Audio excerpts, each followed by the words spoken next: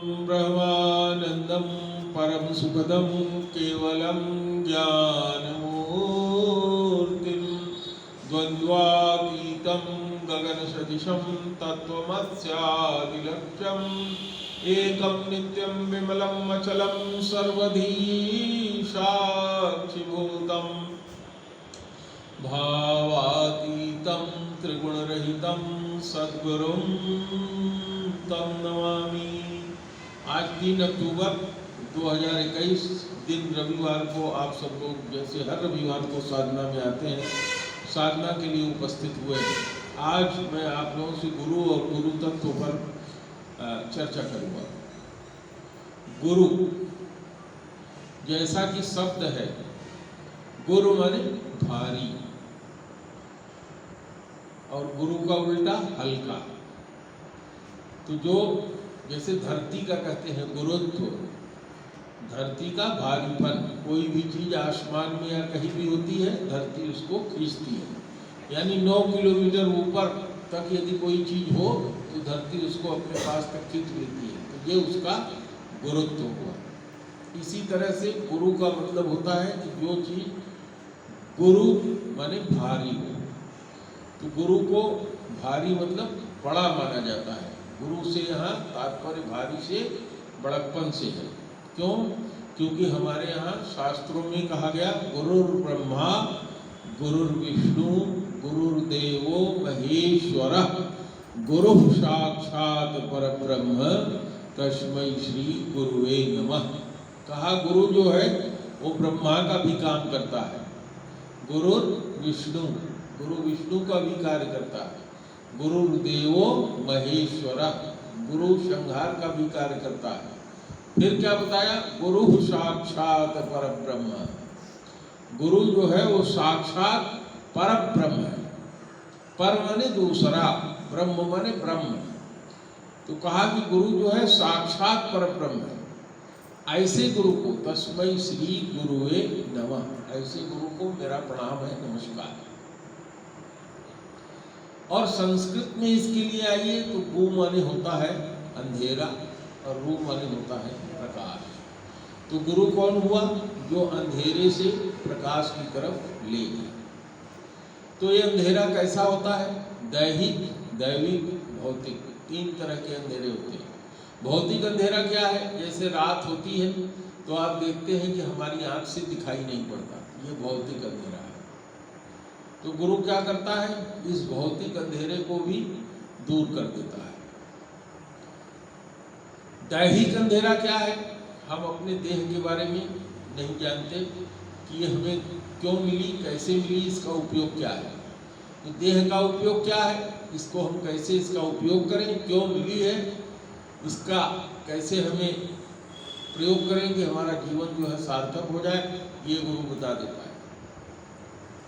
और दैविक, दैविक ये है कि गुरु ये बता देता है कि यह जो शरीर आपका मिला है, बड़े भाग मानुष तन पावा, सुर दुर्लभ यह ग्रंथन गावा। गुरु ने ही बताया कि ये जो मनुष्य का शरीर पाए हो, ये बड़े भाग्य से मिला है। सुर माने देवताओं को भी ये दुर्लभ है। सुर दुर्लभ यह ग्रंथन गावा, सभी ग्रंथों ने इसको गाया है, कहा है। तो क्यों भाई, ऐसी क्या चीज है इस शरीर में कि ये सुर माने देवताओं के लिए भी दुर्लभ है? तो ये बताएगा कौन? गुरु ही बताएगा। तो चलिए इस पे आपसे चर्चा करते हैं। ये जो मनुष्य का शरीर आपको मिला है, इसके बारे में आप जानने से पहले ये जान लीजिए कि हमारे ग्रंथों में, हमारे वेदों में इस तरह से व्यवस्था की गई है कि हमारे शरीर में 5 शरीर होता है। ये हमारा शरीर जिसको हम देख रहे हैं, जो दिखाई पड़ रहा है, 5 तत्वों से बना हुआ। चित जल पावन गगन समीरा पंच रचित यह अधम शरीरा। तो स्थूल शरीर, स्थूल शरीर के बाद सूक्ष्म शरीर। सूक्ष्म शरीर क्या होता है? जिसमें होती है मन, बुद्धि, चित्त और अहंकार। जैसे व्यक्ति का शरीर छूटता है उसको सूक्ष्म शरीर मिल जाता है, वो अपने मन बुद्धि चित्त और अहंकार उसमें लेकर के समाहित हो जाता है और उस शरीर के साथ वो ऊपर की ओर उत्क्रमण उसका होता है। सूक्ष्म शरीर, इसके बाद कारण शरीर। ये हमारा शरीर किस कारण से बना है, वो हमारा कारण शरीर है। ये हमारा शरीर बना है जो 3 गुण हैं, सतोगुण, रजोगुण और तमोगुण, उसमें जो हम व्यवहार करते हैं उसके परिणाम स्वरूप हमारा ये कारण शरीर होता है। तो जब तक हम शरीर में रहेंगे तो इन सारे शरीरों से हमको मुक्ति चाहिए। ये मुक्ति का तरीका कौन बताएगा? भगवान तो आपको जब मिलेंगे तब, अब मिलेंगे कब? जब गुरु बताएगा कि ऐसे चलो तब भगवान मिलेंगे। तो भगवान जब मिलेंगे तब मिलेंगे, गुरु तो पहले मिलेगा।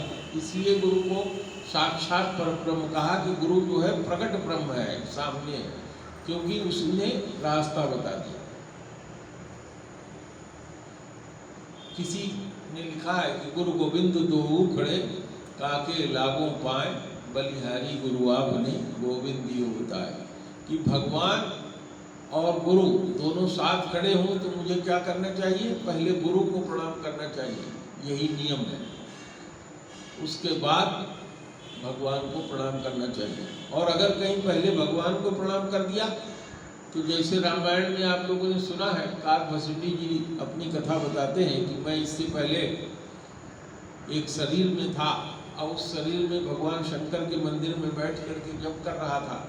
मेरे गुरु आए और मैं खड़ा होकर के उनको प्रणाम नहीं किया। भगवान शंकर ने कहा, जो न दंड देहु खल तोरा, भ्रष्ट हो श्रुति मार्ग मोरा। कहा, हे दुष्ट, अगर तुझे मैं दंड नहीं देता। दंड किस लिए दे रहे थे? तो गुरु आए और गुरु की अवहेलना कर दिया।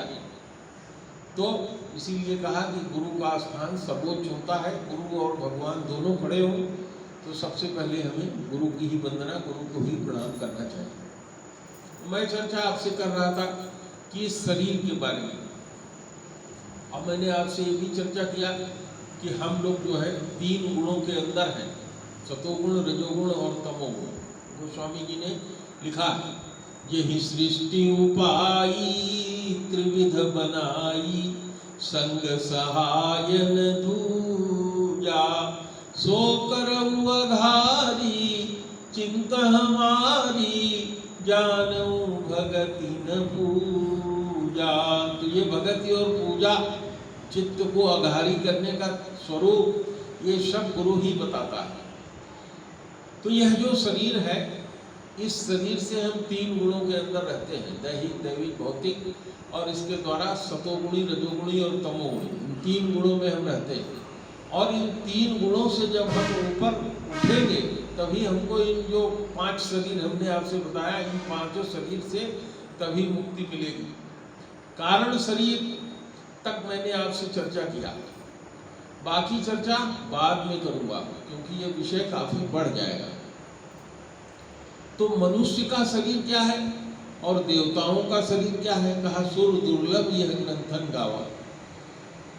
मनुष्य की तुलना देवता से की गई, राक्षसों से तो की ही नहीं जा सकती, क्योंकि उनकी प्रवृत्ति हमेशा तमोगुणी होती है। देवता लोगों की प्रवृत्ति सतोगुणी होती है। देवता बनते कैसे हैं? जो मनुष्य अत्यधिक पुण्य का कार्य करता है उसको देवत्व प्रदान कर देते हैं भगवान। और देवत्व प्रदान हो जाने के बाद वो देवता हो जाता है, स्वर्ग में चला जाता है, और 1 कल्प यानी 1000 साल तक, 1000 बार जो चतुर्युगी बीतती है, कलयुग, सतयुग, त्रेता और द्वापर, उतने दिन तक वो देवता बन जाएगा। उसको एक कार्य दे दिया जाएगा और वो कार्य को करता रहेगा। लेकिन जहाँ वो कल्प बीता, वो कल्प कितना है हमारे आपके लिए? तो 4 करोड़ 32 अरब पता नहीं कितने वर्ष के बराबर होता है। लेकिन वो ब्रह्मा का 1 दिन है, देवताओं का भी वो 1 दिन हुआ। उनका 1 दिन बीतते देर नहीं लगती, जैसे हमारे आपका आज दिन शुरू हुआ, शाम होते देर नहीं लगती, ऐसे उनका भी देर होते नहीं लगता। तो जैसे कल्प खत्म हुआ वैसे फिर वो मनुष्य शरीर में आ जाएंगे। मनुष्य शरीर मिलेगा कि नहीं मिलेगा ये भी कोई जरूरी नहीं, क्योंकि देवता होते हुए भी उनके द्वारा बहुत से ऐसे कार्य हो जाते हैं जितना हमारे अंदर, आपके अंदर लोभ है, काम है, क्रोध है, मोह है, ईर्ष्या है, द्वेष है, ये देवताओं में भी होता है। तो अगर उन्होंने देवता रहते हुए भी अपने अंदर जो बुराइयां थी उनको दूर नहीं किया, तो उनको फिर मनुष्य शरीर भी नहीं मिलेगा, वो सूकर कोकर किसी भोग योनि में होकर के आ जाएंगे। इसलिए वो कहते हैं कि हमको मनुष्य शरीर मिले। क्यों? क्योंकि जब मनुष्य शरीर मिलेगा तो इससे आप पाप भी कर सकते हैं, पुण्य भी कर सकते हैं, और नहीं भी कर सकते हैं, कोई भी कार्य नहीं कर सकते। गोस्वामी जी ने रामायण में कहा कि यह शरीर एक साधन धाम मोक्ष के द्वारा, साधन धाम है। जैसे आप गाड़ी से कहीं जाते हैं तो भगवान के पास तक जाने के लिए ये साधन, साधन के बिना हम, अगर भगवान ने साधन पैर न दिया होता तो हम चल पाते। आज भी नाना प्रकार के साधन से, हवाई जहाज से, मोटरसाइकिल से, साइकिल से, बैलगाड़ी से, पैदल हम चल के कहीं कहीं जाते हैं। तो ये शरीर जो है एक साधन है, और किस चीज का? मोक्ष तक ये पहुंचा सकता है। और इस शरीर को पा करके अगर हमने मोक्ष पाने का उपाय जो संपूर्ण हमारा हित है उसको हमने अगर पूरा नहीं किया तो ये फिर मिलने वाला नहीं है। क्यों? क्योंकि एक बार जब शरीर मिल गया मनुष्य का और हमने अच्छा कर्म नहीं किया तो हम फिर 84 लाख योनियों में जाएंगे। और 84 लाख योनि में जाने का मतलब कई कल्पों तक घूमते रहेंगे, तब कहीं भगवान एक बार फिर कृपा करके मनुष्य का शरीर देंगे, कहेंगे अब एक बार इसको फिर मनुष्य का शरीर दे दो, देखो इस बार क्या करता है। तो देवता लोग मनुष्य के शरीर के लिए इसलिए तरसते हैं, मैंने आपसे बताया कि सतोगुणी कार्य भी कर सकते हैं, सतोगुणी कार्य किया था तभी वो देवता बने थे। रजोगुणी और तमोगुणी भी कार्य कर सकते हैं, इससे नीचे भी जा सकते हैं, और सतोगुणी रजोगुणी तीनों से निकल करके भी ऐसा भी कार्य कर सकते हैं कि वो अमरत्व को प्राप्त हो जाए, यानी भगवान को प्राप्त हो जाए, मुक्ति को प्राप्त हो जाए, या भगवान के ऐसे प्रेमास्पद परम पद को प्राप्त हो जाए कि भगवान की भक्ति हमेशा भगवान के साथ रहते हुए करने की उपलब्धता हो जाए। 5 तरह के मोक्ष हैं, उसमें मैं चर्चा कर चुका हूँ, उनकी चर्चा नहीं करूँगा। लेकिन 6वें तरह की बात जो भक्त लोग चाहते हैं वो होता है कि भगवान का प्रेमास्पद परम पद मिल जाए, हमको मुक्ति नहीं चाहिए, क्योंकि मुक्ति माने जेल, फिर हम मनुष्य का शरीर या कोई शरीर पाएंगे नहीं और ऐसे ही चलते रहेंगे। और यहाँ भक्त क्या चाहता है? भक्त भगवान की भक्ति चाहता है, भगवान के साथ आनंद चाहता है। जहाँ जहाँ भगवान वहाँ वहाँ उनका भक्त, तो वो प्रेमास्पद परम पद कहलाता है। इसीलिए भागवत की रचना हुई। भागवत की रचना धर्म अर्थ काम मोक्ष के लिए नहीं हुई, इससे ऊपर उठ करके जो भागवत सुनता है या भागवत होता है वो इन 4 चीजों से ऊपर उठता है। धर्म अर्थ काम मोक्ष जहाँ समाप्त होता है, मोक्ष जहाँ समाप्त होता है, वहाँ से भगवान के प्रेमास्पद परम पद को प्राप्त करने की गति शुरुआत होती है, उसकी वहाँ से प्रारंभ होता है। तो ये कैसे समझेंगे आप? ये गुरु ही बता रहा है, गुरु ही बताएगा तब आप समझेंगे। नहीं तो 4 पुरुषार्थ हम जानते हैं, धर्म अर्थ काम मोक्ष, उसी में जीवन निकल जाता है। धर्म अर्थ ही नहीं पूरा होता, काम नहीं पूरा होता, कामना नहीं पूर्ण होती, मोक्ष बहुत दूर की बात है। तो ये चूंकि गुरु ही बताता है, गुरु ही कहता है कि सबसे दुर्लभ कौन शरीर है, जब पूछा तो उन्होंने कहा मनुष्य के शरीर से दुर्लभ कोई शरीर नहीं है। देवता लोग भी इसको बार बार चाहते हैं, क्योंकि मनुष्य के शरीर में अगर वो आ गए तो फिर ऐसा कर्म करेंगे कि फिर से देवत्व भी प्राप्त कर सकते हैं, मोक्ष भी प्राप्त कर सकते हैं, और मोक्ष के ऊपर की भी चीज प्राप्त कर सकते हैं, जो हमने आपको बताया। जैसे गोस्वामी जी ने सुंदरकांड में लिखा है कि एक छोटे से सत्संग से भी ताप स्वर्ग अपवर्ग सुख धरिय तुला एक अंग अतुलनता ही सकल मिली जो सुख लव सत्संग। एक दिन हमारे किसी शिष्य ने हमसे पूछा, महाराज जी ये बताइए, ताप स्वर्ग, स्वर्ग तो मैंने सुना है, उसका सुख सुना है, अपवर्ग का सुख भी सुना है। तो अपवर्ग माने जो जितनी तरह की मुक्तियां हैं, और धरिय तुला एक अंग अतुलनता ही सकल मिली जो सुख लव सत्संग। सत्संग से क्या मिलेगा? प्रेमास्पद परम पद भगवान का, क्योंकि सत्संग केवल भक्त को ही प्राप्त होता है। भक्त को ही सत्संग प्राप्त होता है। तो ये बताता कौन है? गुरु बताता है। तो गुरु प्रथम रूप में परम आवश्यक है। बिना गुरु के बिन गुरु होई कि ज्ञान, ज्ञान की होई विराग बिनु, गावहि वेद पुराण, सुख की लय हरि भगत बिनु। कहा कि गुरु बिन होई कि ज्ञान, क्या ज्ञान बिना गुरु के होगा? पहली गुरु माता होती है, पैदा होते ही सिखाती है, मातृभाषा सिखाती है, शौच करना सिखाती है, नाना प्रकार के कार्य सिखाती है। ऐसे ही जिसको 4 पुरुषार्थ और उस पुरुषार्थ से ऊपर जाना है, मैंने आपसे बताया इस संसार में भी रहना है, तो गुरु की आवश्यकता होती है। गुरु ही उस चीज को सिखाता है। अब मैंने आपसे चर्चा किया था कि गुरु ब्रह्मा है।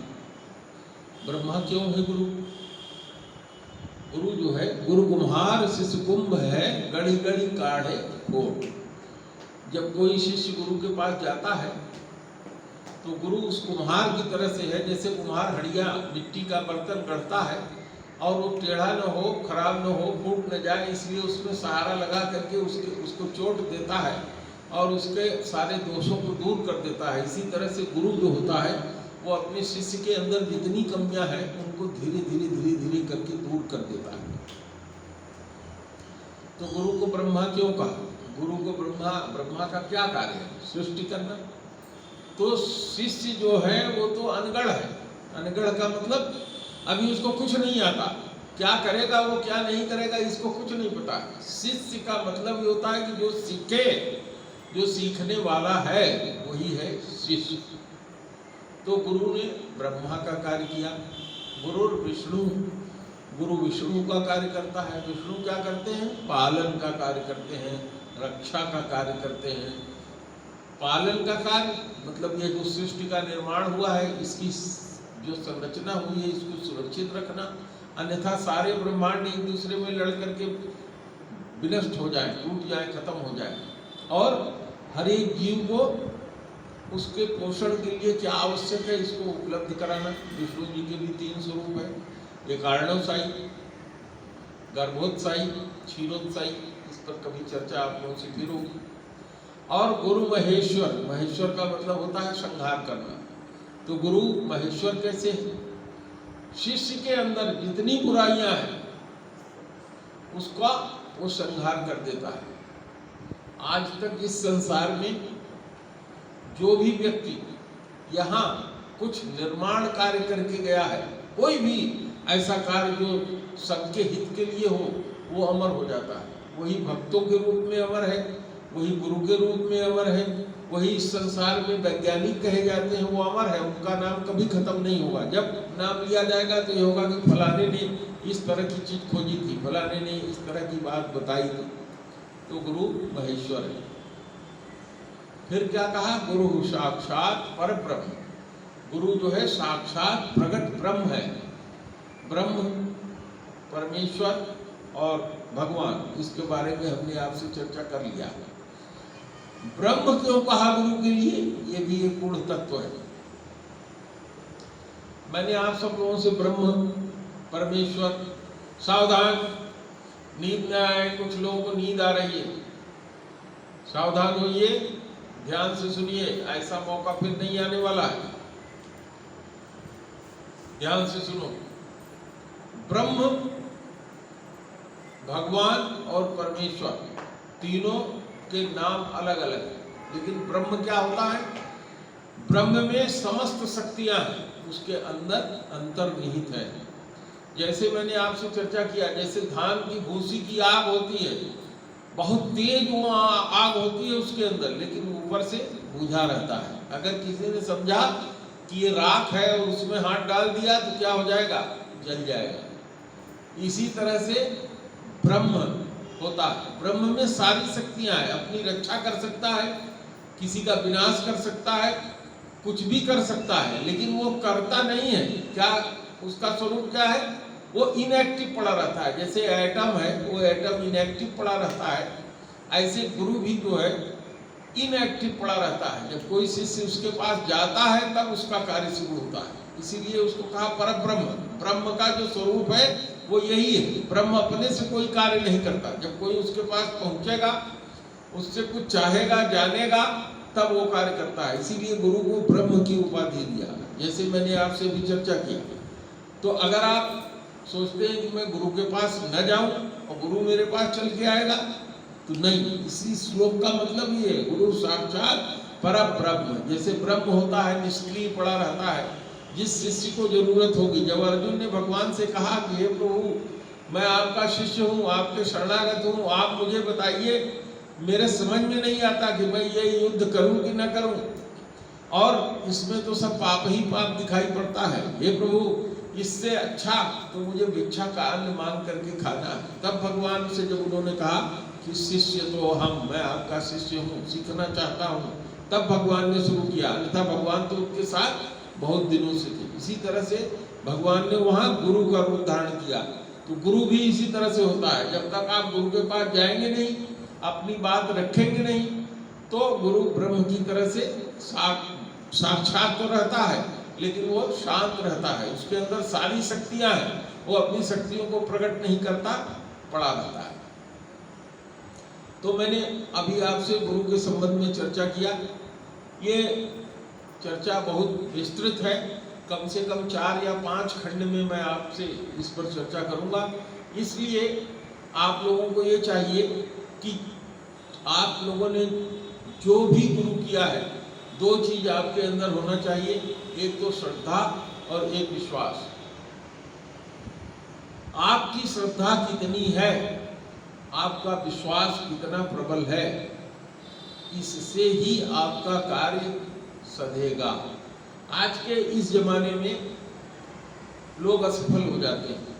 बस इस पे थोड़ी सी चर्चा करके मैं आज की बात समाप्त करूंगा, क्योंकि संभव है कि आप लोगों में से कोई अगले शिविर में ना आ पाए, तो नहीं आ पाएगा तो इसको YouTube पे सुन लेगा। कहा श्रद्धा और विश्वास। श्रद्धा ईशान त्वद्गतम पापम जनानां पूर्ण कर्मणाम।